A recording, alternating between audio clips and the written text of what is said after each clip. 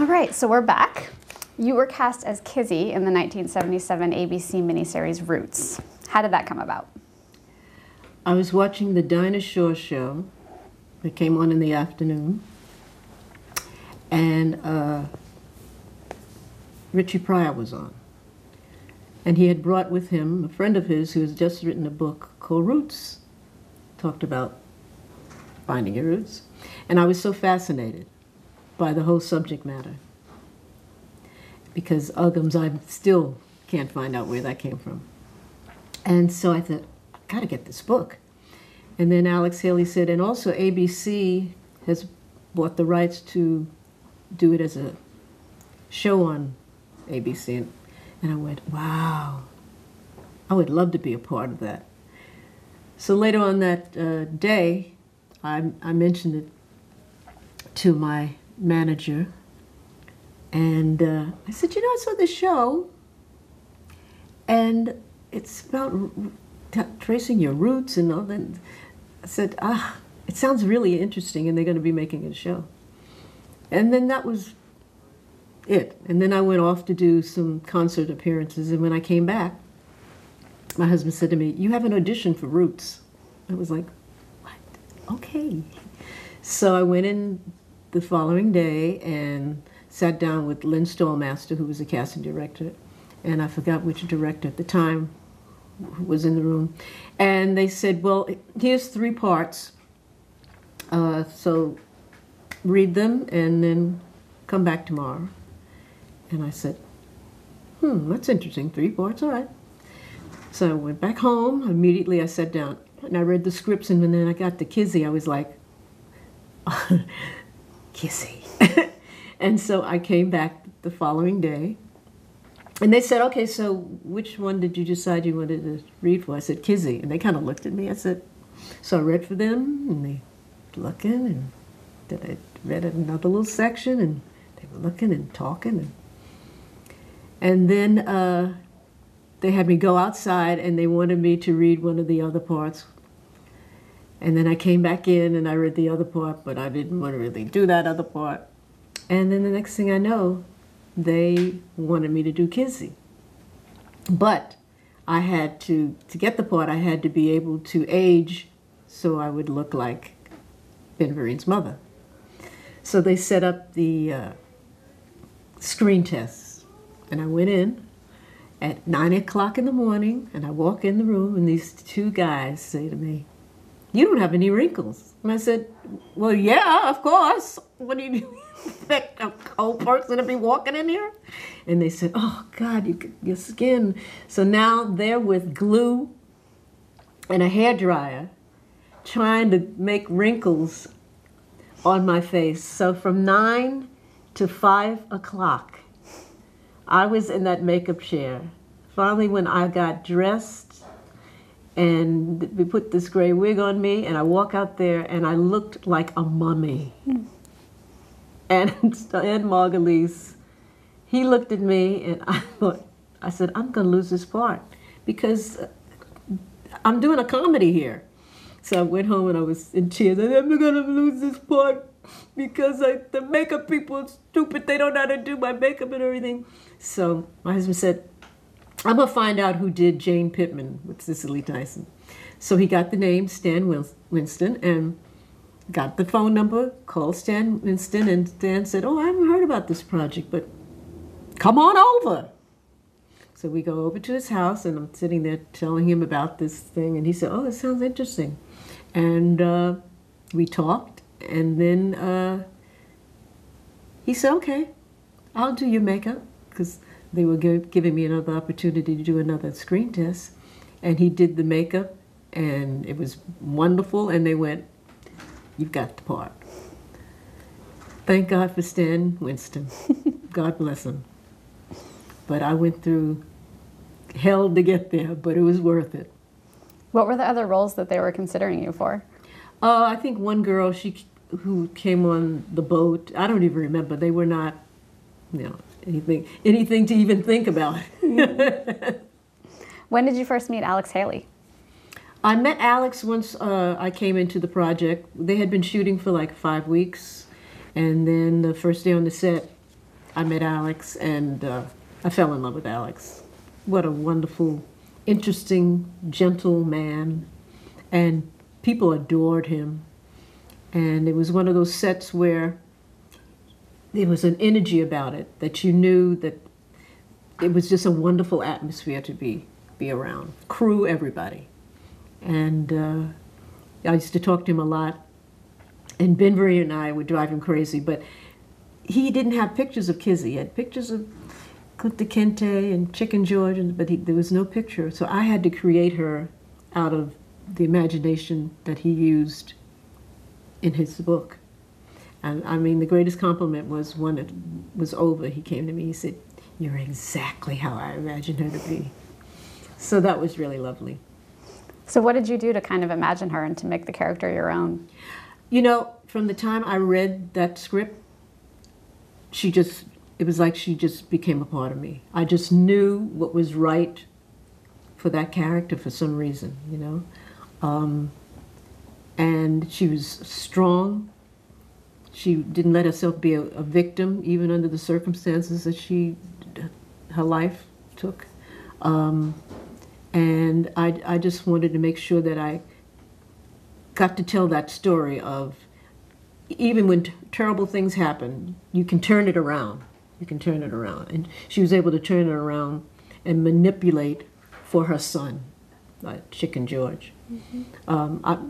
Every time I came home, I was in tears, you know. It used to drive me crazy. And then I realized, now I understood why my grandmother never wanted to talk about when she was young, because she was one of 10 children, and the man who owned the plantation was the father of the children.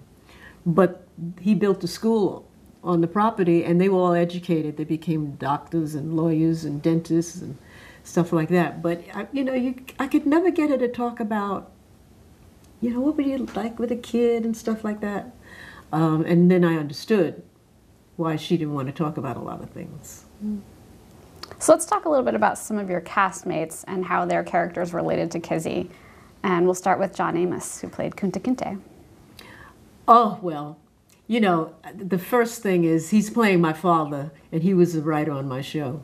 So it was like, oh, John, this is so cool, you know, and I love John. He's such a wonderful, wonderful man.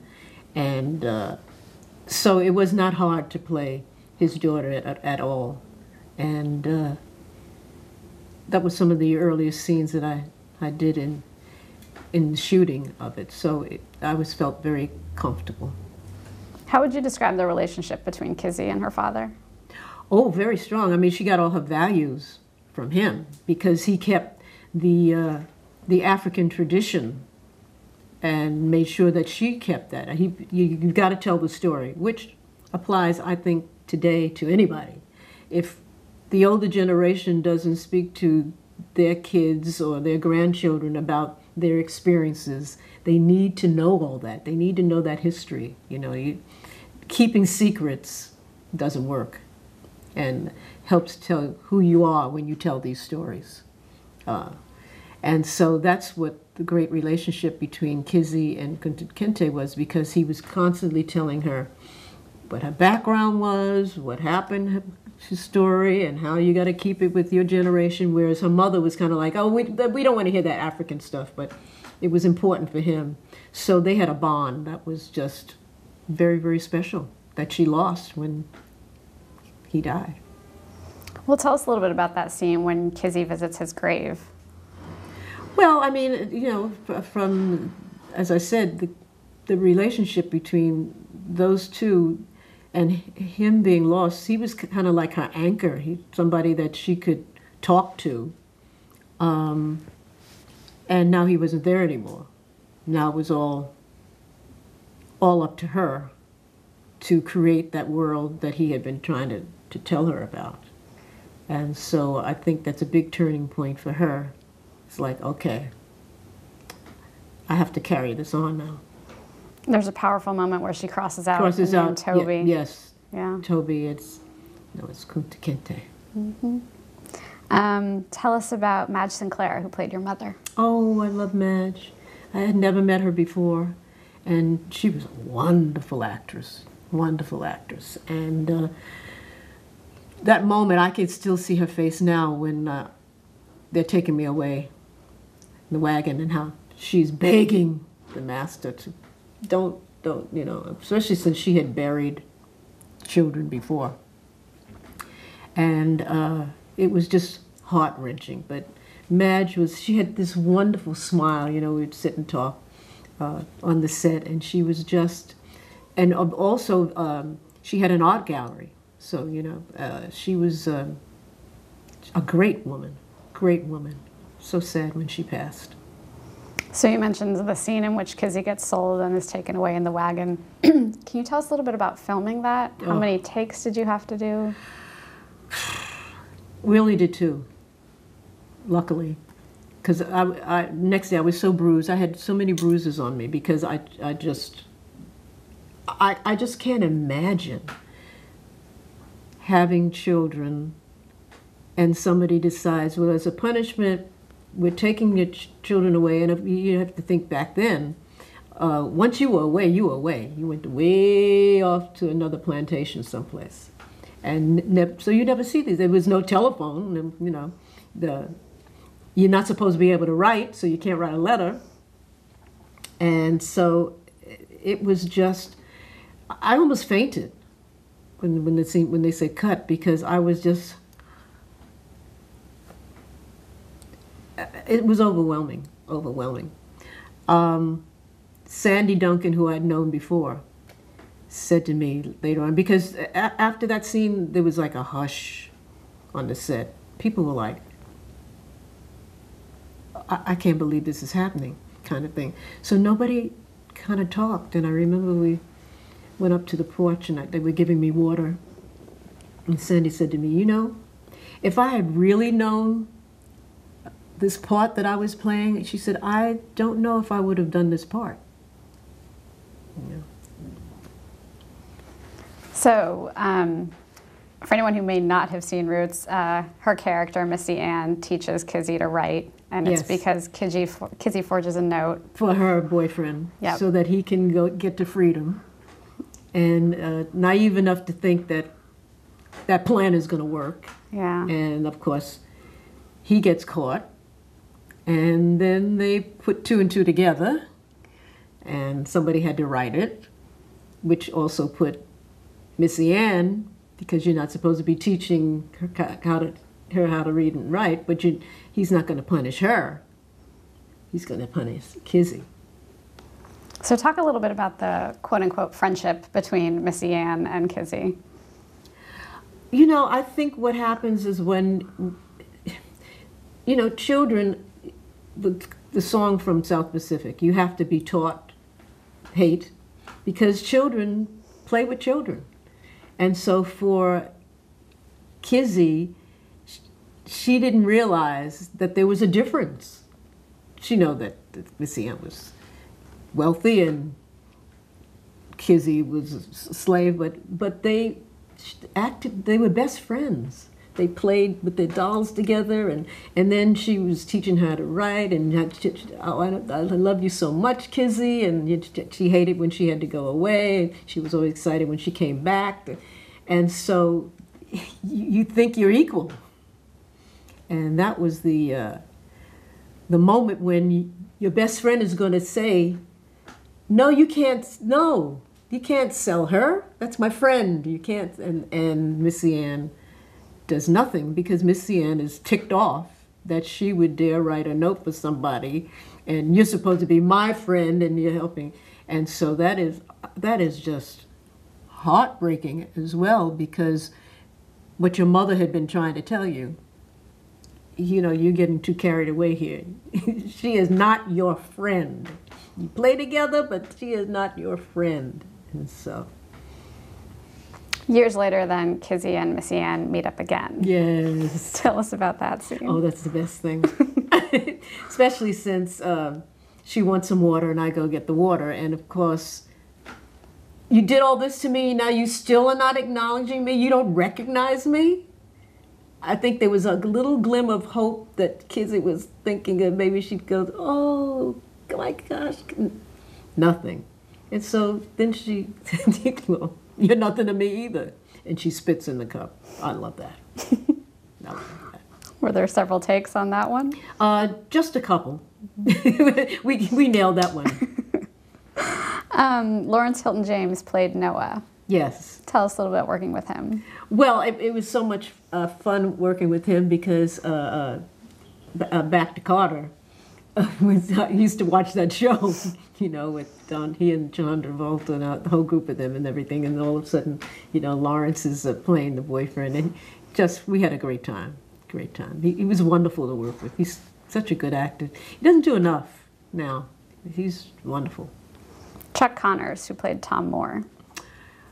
Thank God Chuck was sweet to me off when we weren't filming, because that was a hard scene to do, really hard. And he did it so well.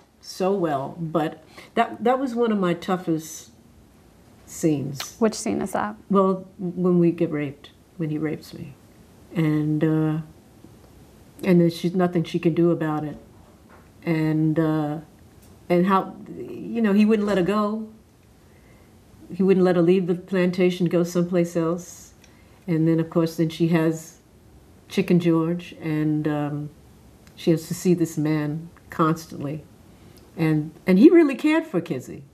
That's the sad thing about it. But that was a tough scene to do. Tough to do. When you read it in the script for the first time, I mean, what goes through your mind knowing that you're going to have to perform that? I was so glad to get the part. You know, it's those times you don't think about, I'm going to be doing a rape scene. And then all of a sudden the day comes, and I was like, oh my God, I got to do this scene. So it was a lot of me in that scene as well as Kizzy in that scene.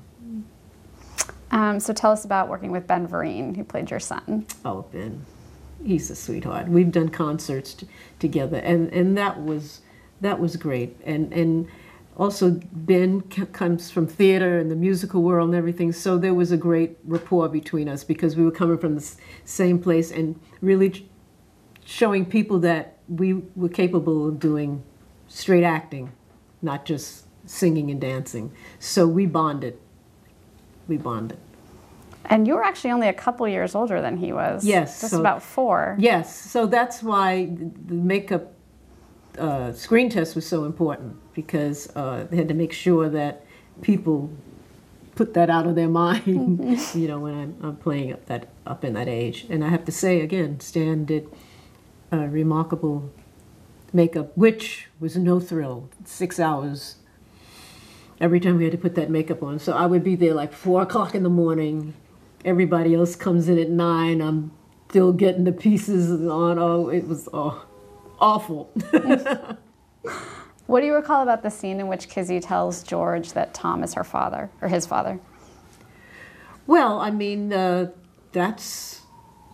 she had to do what she had to do because she didn't want him to, you know, he thought that this guy was such a great guy, and he really believed that he had an interest in him and that they had a great relationship, and then she had to let him know, well, he should have a good relationship with you because he's your father. And of course, you know, it's shocking for him, but she was just trying to let him know that if he was all that wonderful, he would have let you know that he was your father a long time ago. Mm-hmm. Don't trust him. What was overall production on Roots like? Where did your episodes shoot? Did you have a lot of rehearsal? No, we didn't have a lot of rehearsal. You know, we would kind of block the scenes, and it was done on the ranch that they have out in California. So the scenes that I did, because I know when LeVar did his, he was on. They went to Savannah and did some of the shots and everything. But it was a lot of bugs. That's all I remember. So see that scene where Lawrence and I are kind of frolicking through and I was like, oh my God, there's so many bugs, and they love me. I'm getting so many bites. But it was a lot, because in driving from home to that place, it was a long drive. And then I would finish shooting, and then they'd have to take, especially when I started the older makeup, then they'd have to take the makeup all off, and then I'd have to, you're very noisy. You want to get all your stuff together, darling? I'm together. Okay. So it was a long, long, exhausting day for me, and then I'd have to drive home in that wonderful California traffic. So by the time I would get home, I was just spent, and my husband would greet me at the door. Like a glass of wine, honey? Thank you. I was doing, after we finished shooting Roots and everything, I was doing a program in Las Vegas, and of course I had one of those fabulous, beaded sleeveless gowns and everything, and I wasn't thinking.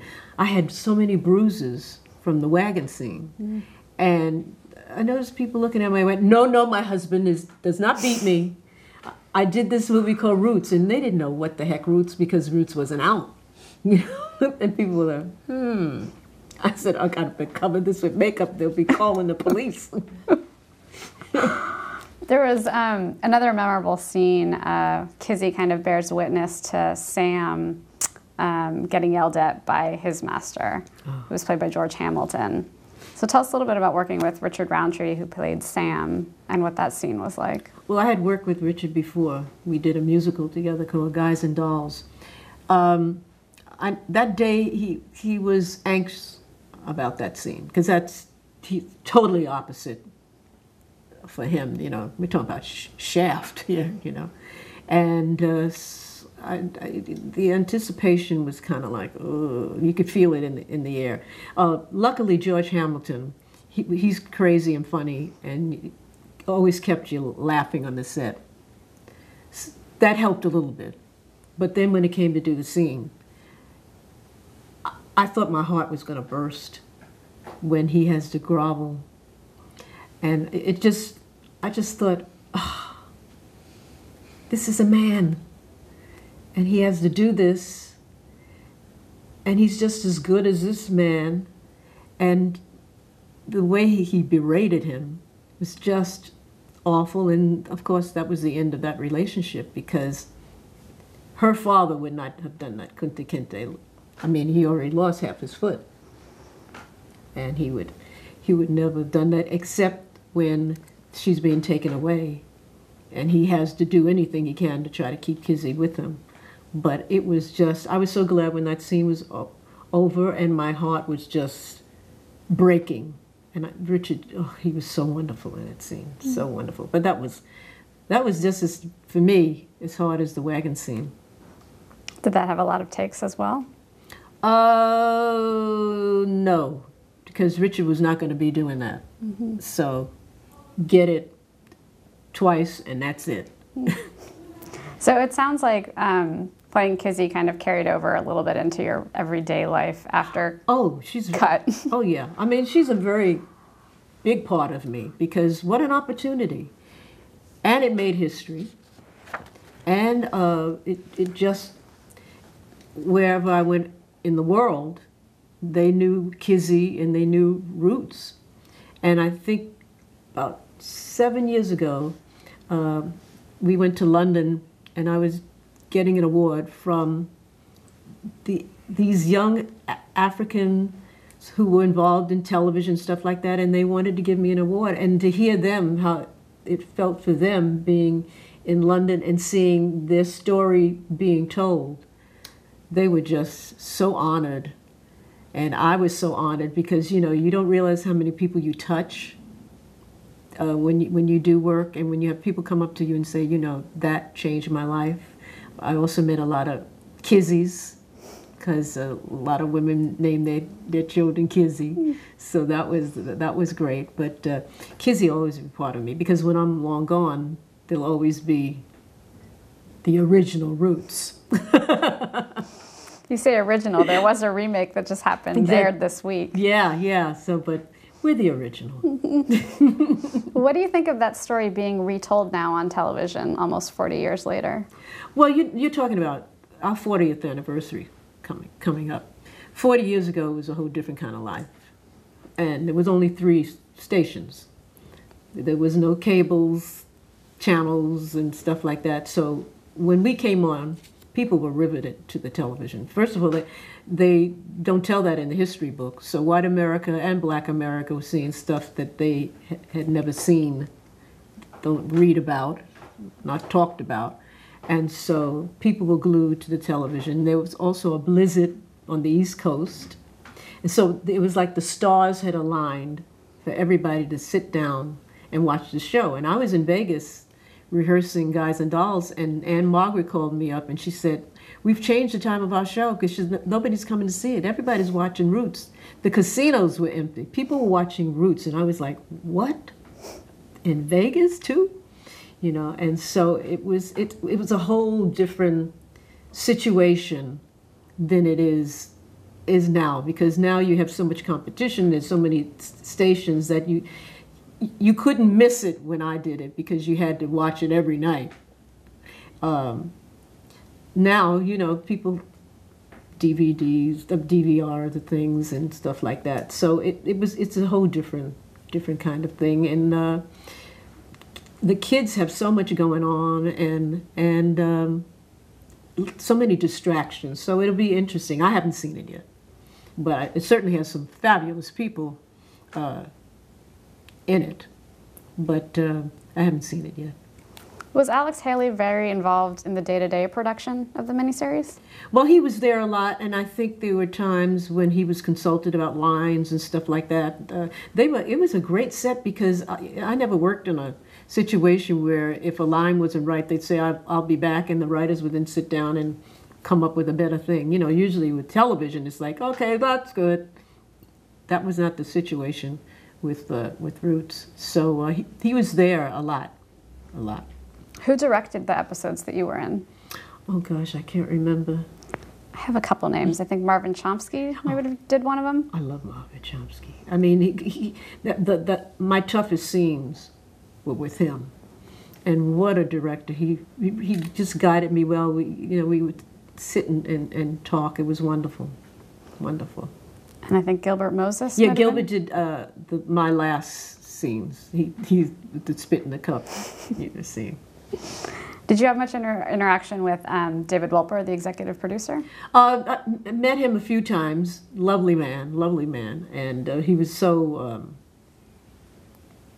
excited about Roots, and had dinner with him a couple of times. I just adored him, and Stan Margolese, another one. You know, they were just great people, and they were so gung-ho and in love with this project. It was wonderful to be around people that felt that way about something.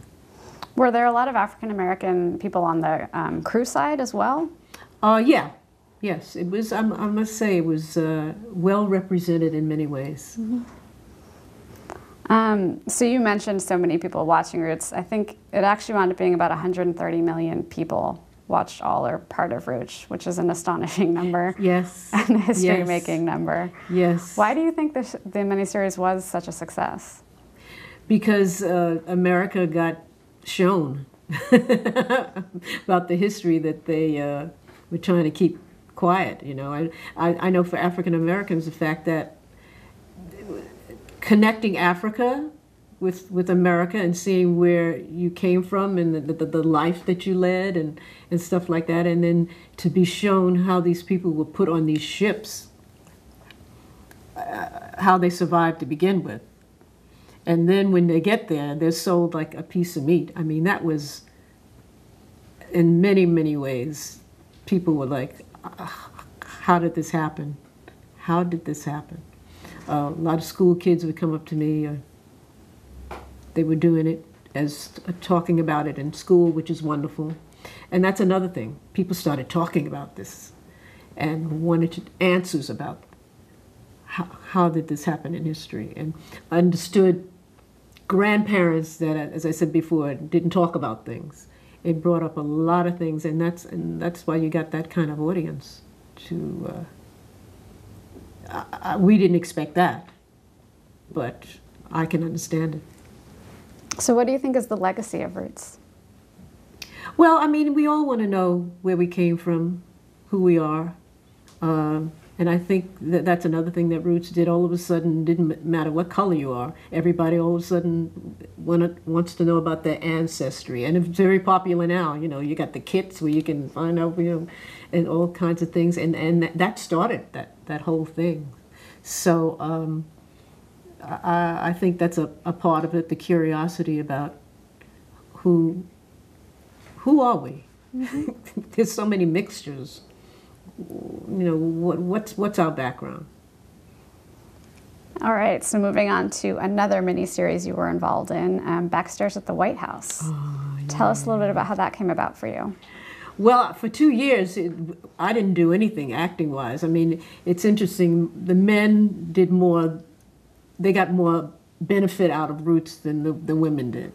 And so 2 years later, this project comes up, and I thought it was just fascinating because here this woman worked in the White House up until she left just before the Kennedys came in. And her whole story of how she got there, because she was a very talented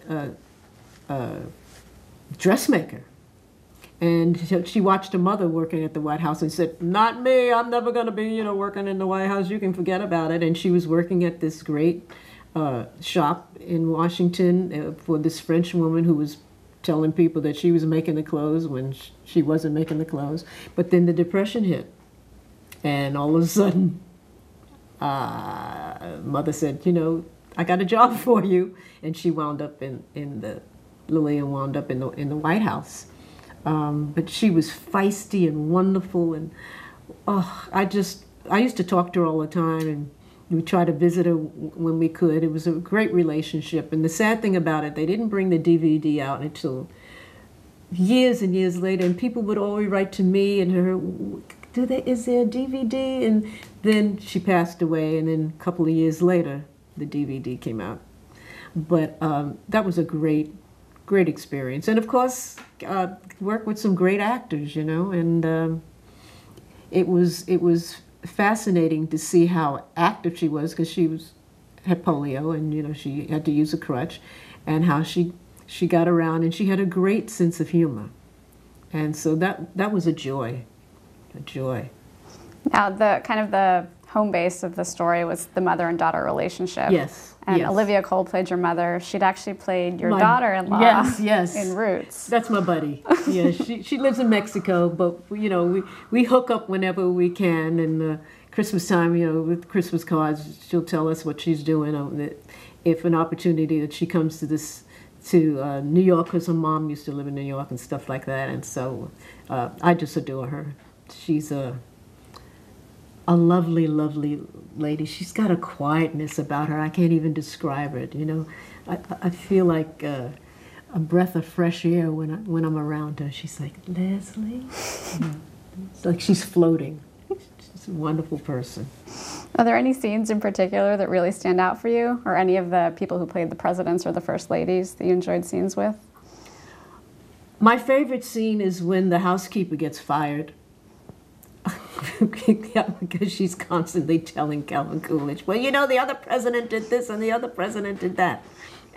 And finally he says, "Okay, really? You're fired." Especially because off the set, there was some things going on there that were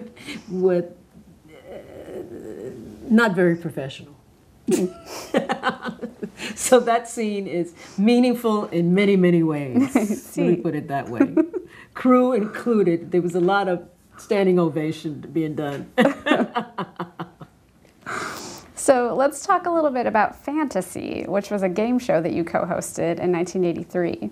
Yes. Well, it was not so much a game show. It was kind of, it was a show where we tried to make dreams come true for people. And within it, we had this section called Spotlight, where we discovered, I mean, I can't get my tongue working. Melissa Eldridge happened to be a person we discovered, and I had forgotten about it until I ran into her, and I was saying, "Oh, Melissa, I'm such a fan of you." She said, "Leslie, you discovered me." I went, "What? That was you?" You know, but that was a fun show to do, and that came about out of the blue, something I wasn't planning on, and you know, it was fun, a lot of fun, and we just created so many wonderful things for people. And one of the things I remember is that there was a woman who was a school teacher, and she was trying to adopt a child from another country, and she was having difficulty. And she came on our show, and she's telling the story, and then I brought out the baby. And I keep in touch with her today. She's girls out of college now and everything like that. But I mean, you know, things like that, you just go, wow. Mm-hmm. So the show did some really good things for people. And I think Peter Marshall was your co-host? Oh, yeah, Peter. That's my buddy. I love Peter. Well, you know, I did Hollywood Squares. So we had a great time together because, and in fact, he was the one that got me involved in fantasy, because the original person that was doing it with him, there wasn't clicking that well, and he said, Leslie, and they called me up, and we worked it out, and I wound up doing it with him, and so we had a great time, and he's another one that, you know, we keep in touch. And you won a Daytime Emmy for fantasy. You know what? And the funniest thing about that, when I got the nomination, Peter said to me, oh, you'll never win, you know, one or the other. And then all of a sudden they said, you won. I said, what? I could have been there so I could get my Emmy. That was great. And listen, a woman with all those men, mm-hmm. I'm just saying. Mm-hmm. So let's talk about a few of your other TV appearances in the 70s, 80s, and 90s. You were on the Mod Squad. Yeah. Tell us about that. I don't remember much about it, because first of all, it was like these people, they were all so hip and everything. I don't even know how I was fitting into that storyline, but it was interesting. I must say it was interesting, but it was like I was in and then I was out. You were on The Cosby Show. Yes, with the Felicia, mm-hmm. playing her best buddy. And we were singing a song called Mr. Lee. That was fun. That's what, because I used to love that group, and she did too. So we thought, hey, that'd be a great moment. Let's put that song in. That was fun. I had a good time with that. You were also on the spin-off of The Cosby Show, A Different World. With Billy D, mm-hmm. which they said, oh, you're in. This is going to happen. Billy D was over to say, oh, God. This is going to be so great. We're going to have this wonderful show we're going to be on. And we never heard a thing. So I was like, what happened? What happened? Yeah. And Jada, she was one of the young people on that show. Mm-hmm. Yeah, it was fun to do. You know, and I've known Billy since I was like 8, because his twin sister and they were friends with my cousins. So whenever I would visit him, I'd see Billy and his sister, and so we knew each other. In recent years, you've continued to do some dramatic appearances on television. Yes. You were on The Good Wife. Excuse me, The Good Wife. Yes. Tell us about that. Well, I loved Julia Margulies, and that was so much fun to do, but we shot it in an actual prison, and that was kind of interesting, because you had to leave all your ID at the gate. You couldn't take anything with you, and I thought, this is a little too close for comfort. And we went into this place, and it's like, I don't want to do anything bad. I don't want to be put in jail for anything. No, thank you. And we shot, you know, one of the scenes there, and it was very eerie, very, very eerie. But again, she's so wonderful. So we got along great, and it was a fun shoot. Great staff of people. What was the character that you were playing? I played the mother of a guy who's going to go to the electric chair. And I have 2 sons, my other son and I. He finally says that he will allow us to come, because he didn't even want his family to be there. He was in denial. And of course, who else to blame? Blame your mother. And so he is not very nice to me when I show up. You did 3 episodes of Nurse Jackie. Yes. Oh, I love that. First of all, I love that show. I love Edie Falco. And it was such a fun role, and Tanya, and such a fun role to do. And I was so off the wall, and I loved playing that character. And I can't tell you how many people still come up to me and say, we loved you on Nurse Jackie. And I got away with saying things that people don't usually expect to come out of my mouth. Such as? Well, I can't repeat it, but I finally tell Tanya to go F herself. But also the thing I loved about it is that it showed women who were older and how sometimes they're made to be more helpless than they are because the children sometimes get involved and then they make them more of a baby than they really are. And that was a storyline for this, is that Nurse Jackie, who, because of her problems, she's doing work on the side, and this woman, she realizes that it's so medicated, because we live in a world where there's a pill for everything, that the reason why she's so out of it is because she's over-medicated. But in the meantime, the daughter has her life, and so as long as she's taking this medication, it's, you know, she can do what her life is. And Nurse Jackie realizes, and she's an authority on pills, that part of the problem is the woman is over-medicated. And once she starts taking those pills away, the woman thinks she's taking, you know, her pills, and she's not. She's full of life, and the next thing you know, she dresses up, and she's going to church. She hasn't been going to church because she couldn't get out of the house. And then the mother starts realizing that, I like Nurse Jackie better than I like my daughter, because Nurse Jackie is encouraging me to do stuff, and you're not. And so there's a conflict between the daughter and Edie, but also at the same time, she has like a fall, and then that's when the daughter comes in and she's like, "See, I told you, what are you doing to my mother?" and stuff like that. And then they realize that the mother can't live alone. And Edie finds this great place for her to go, where she'll have a life and people her age. And so I love that about the story, because it really talks about, you know, we're all living longer now. And so these are issues that people with aging parents have to think about. And then just this past season, you've been on Empire. Yeah. How did that come about? They asked for me. Nice. And I love that show. I watched it from the very first show. And I would sit in my chair and thought to myself, you know, I should be on that show. And when I finally got the opportunity, I'm having a ball. I love this character, Leah Walker. She's something else. She is something else. And people have responded to her, which is fascinating, that people love, I mean, people come to me and, "We love your character." So thank you, because I'm a little cuckoo. So what's the storyline that you've been playing? Well, the storyline is that I am Lucius's mother, who he's told everybody she's dead, even his family, and she ain't dead. And of course, he's been paying for her to be in this facility. But you can't keep a secret when people are famous. Somebody digs up and finds something out, and this reporter finds out that the mother's not dead, and also finds out where she is. And so you have a different game plan for him now, and he has to take her out of that facility. And but it's not so easy to put her back, because then once the relatives realize, wait a minute, you told me grandma was dead.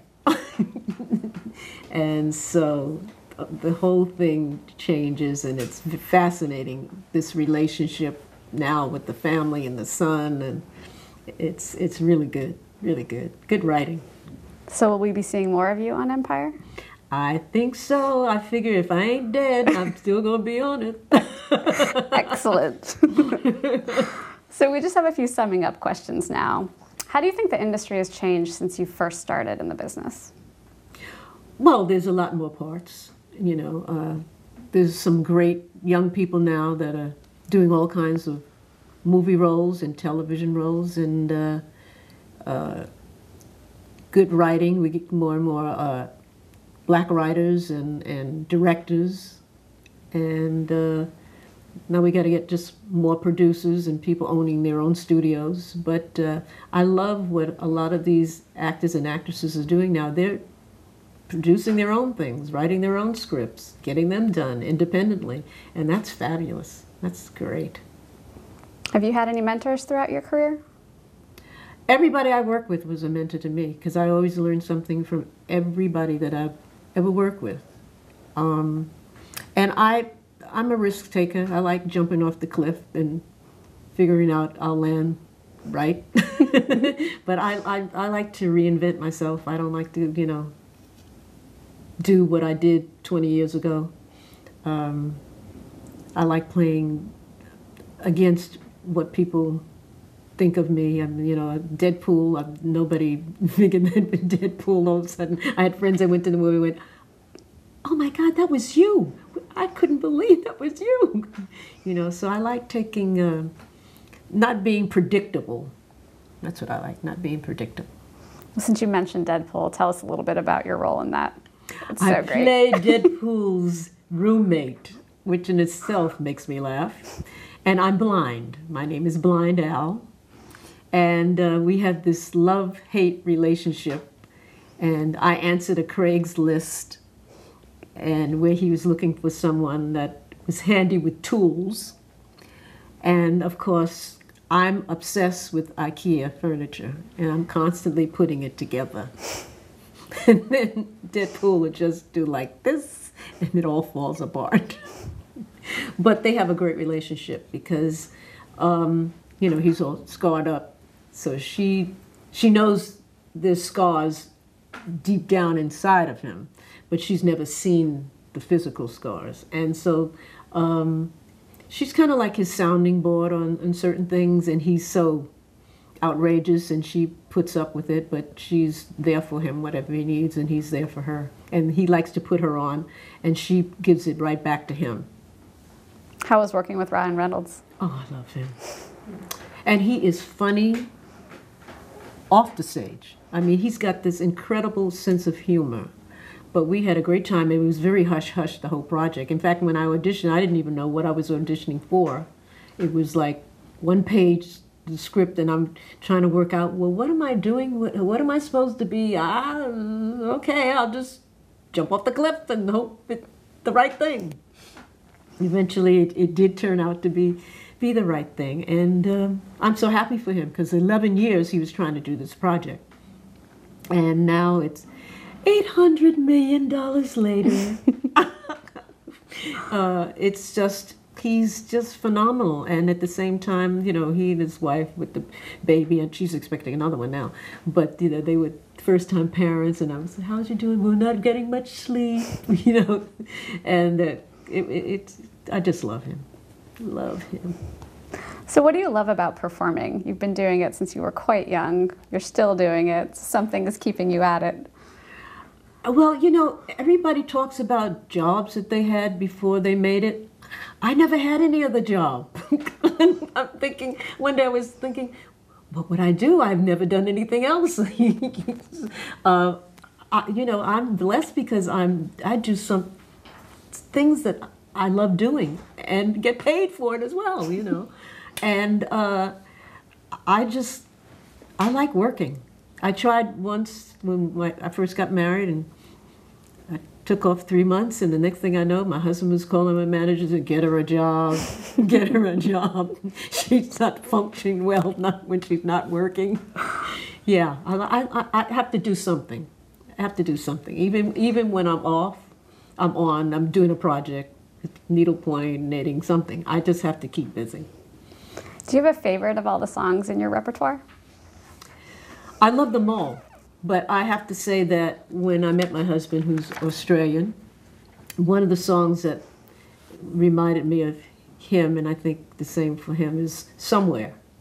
Because who the hell thought that I would be going to Australia and would meet my husband in Australia, in a country that I wasn't even familiar with?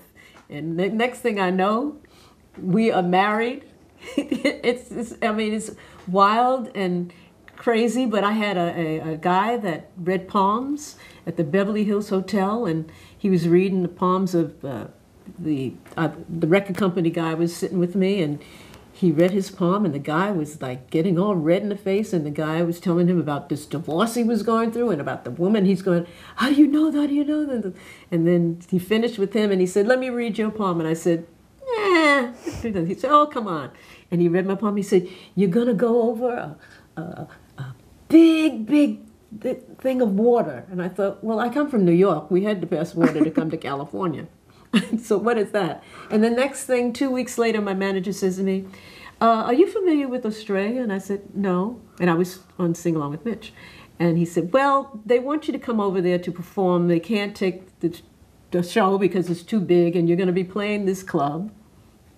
And I said, oh, okay. And then next thing I'm on a plane, and it took for hours and hours and hours. I'm thinking, where are we going?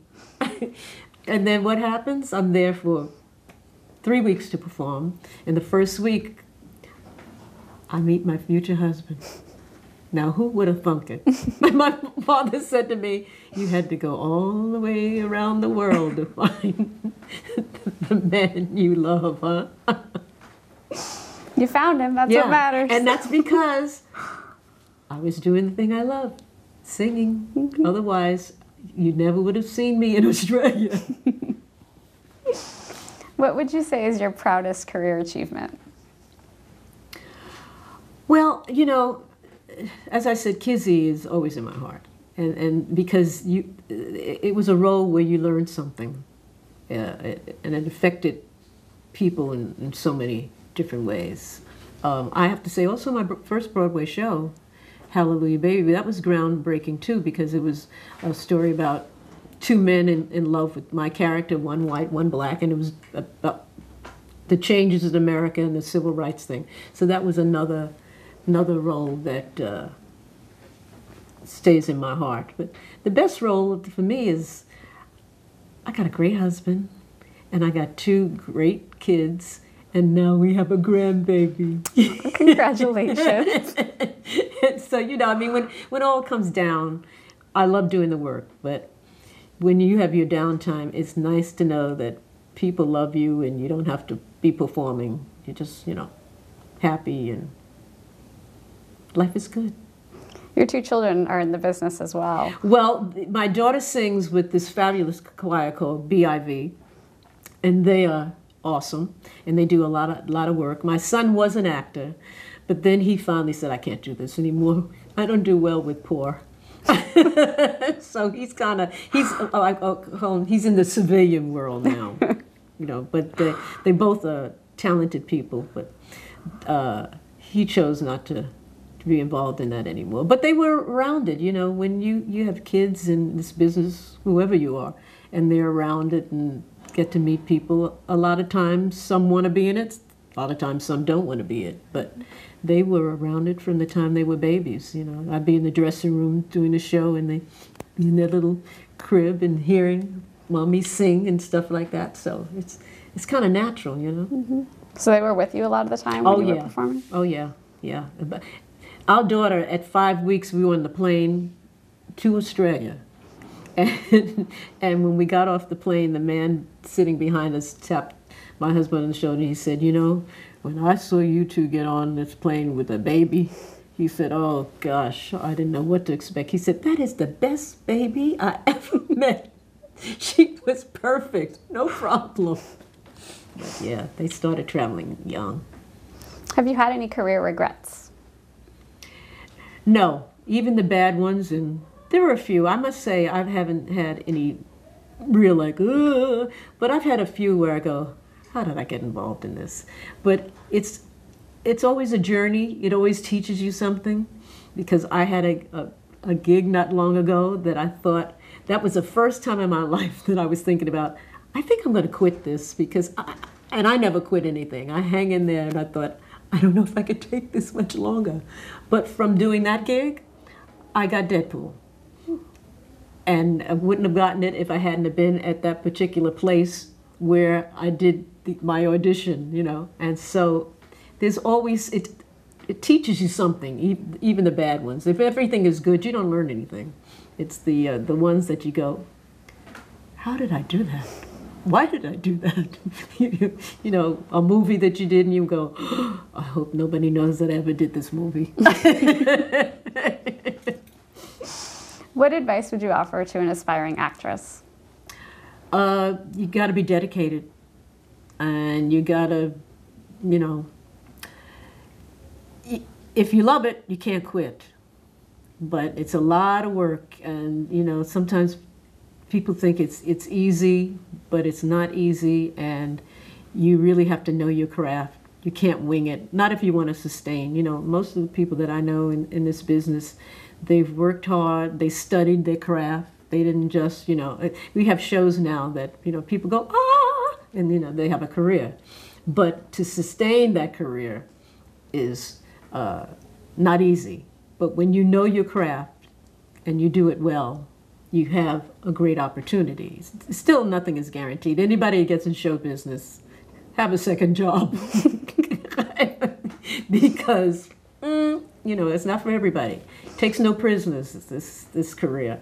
But kids need to know what they're doing. You know, I've worked with some kids, and the director will tell them to do something, and they have no clue what he's trying to say to them. You have to know your craft. Then our last question is, how would you like to be remembered? She had a great time doing all the things she loved. Fantastic. Thank you so much for sitting down with us today, Leslie. You're welcome. You're welcome. It's been a joy. Ask her about her greatest acting experience ever. Which was what? Poor Pretty Eddie. That's what I was talking about when I said, oh God, please. That's a book. My friends keep saying, you got to write the book. Oh God, it's going to be a long book. I have some stories of Play On is another one in the book. Oh God. You know, where you have done things and you go, how did I get involved in this? Did you ever, you probably